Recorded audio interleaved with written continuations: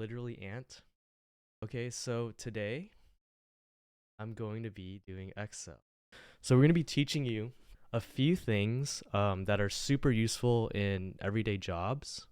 Specifically, if you work in things like accounting or finance or even HR or anything related to Excel sheets in general. Okay, so yeah, VLOOKUP, very simple, very, very simple. So let's just create a quick little table. Let's say in January we had one apple, two corn, and zero happiness because we haven't eaten yet.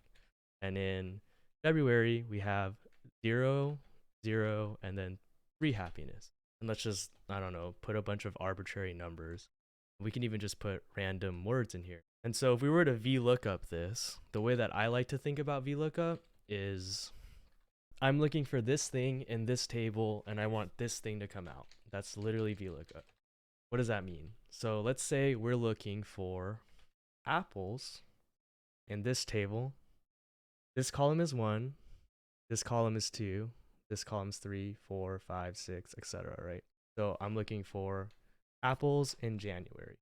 So I get one apple in January. If we actually want to make it a little easier, we can actually number these columns. This is one downside, I think, when it comes to VLOOKUP is you have to count all of the columns, right? So then in this case, we've already created this formula where we're able to look in this table array for whatever we're looking for.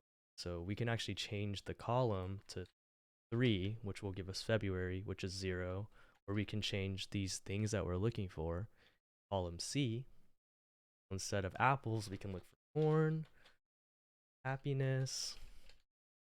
But that's pretty much it for this little small mini series. I'm hoping to stream a little bit more going forward. So hope you guys have a great rest of your day. And once again, all the links are down in the bio, and I will see you guys in the next one. Bye bye.